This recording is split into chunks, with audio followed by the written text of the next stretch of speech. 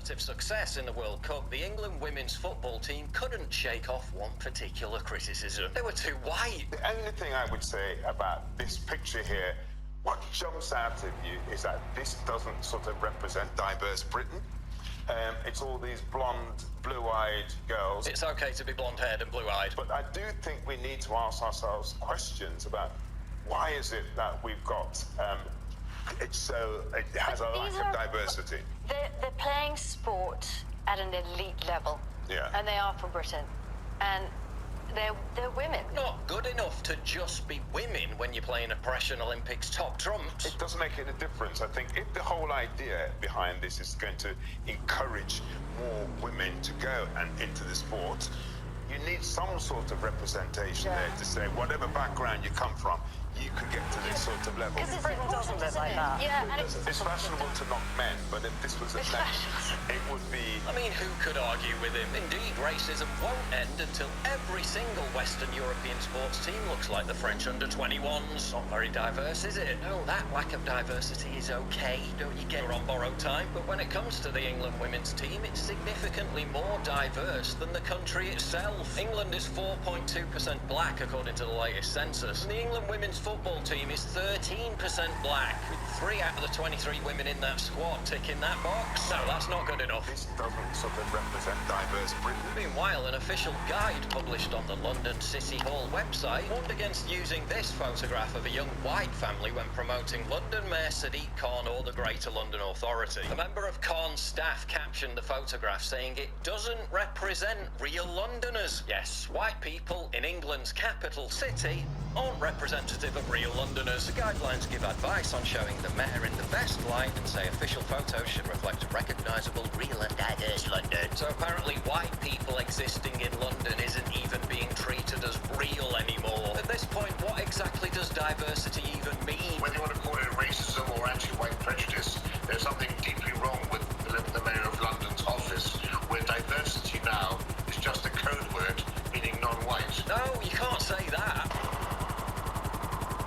Top NHS bosses ignored months of warnings about what Lucy Letby was doing to babies at the Countess of Chester Hospital. According to one doctor who tried to raise the alarm, they were more worried about reputational damage to the organisation. But don't worry, because while overlooking that outrage, the NHS has been putting plenty of resources into anti-racism indoctrination. These screenshots were sent to me by someone whose brother works in the NHS. All these questions need to be answered correctly for the individual to pass the test. In other words, they need to prove that they've been sufficiently brainwashed in the doctrine of white guilt to be able to continue in gainful employment. Being not racist is no longer enough. If you don't feel bad for being white and then join the Borg by enforcing this shit on everyone else, then you're out of a job. First, they solidify the legitimacy of microaggressions. Because with actual examples of racism so thin on the ground, they just have to make them up. Examples being saying I don't see colour, asking where are you from,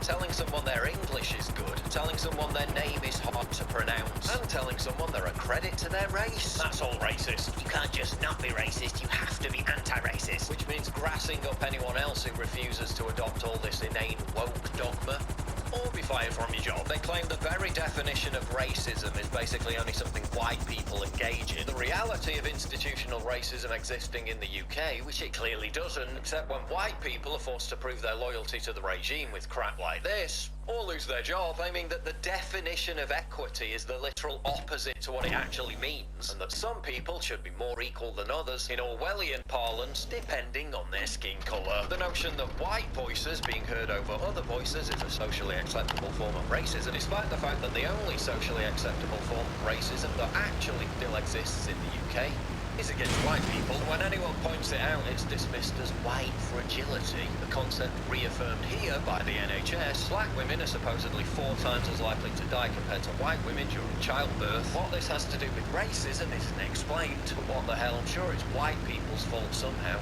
Everything else is black people getting fewer promotions. Apparently that's racist and has nothing whatsoever to do with how good they are at their job. Must be white people's fault. So yeah, while the NHS continues to prove itself totally corrupt and unfit for purpose, this is where a large chunk of your tax money has been going. What a colossal waste of money.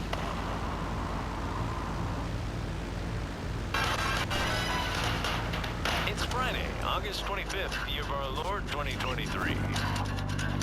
And you're listening to the American Journal with your host, Harrison Smith.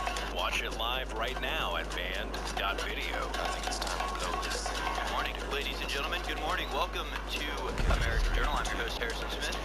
Infowars.com, band.video. You just saw two of the latest videos from Paul Joseph Watson. The anti-white scandal. I don't even know what I was looking at there. What's the crew been up to? Crazy. We got all new camera angles for you today, folks. We have a lot to talk about.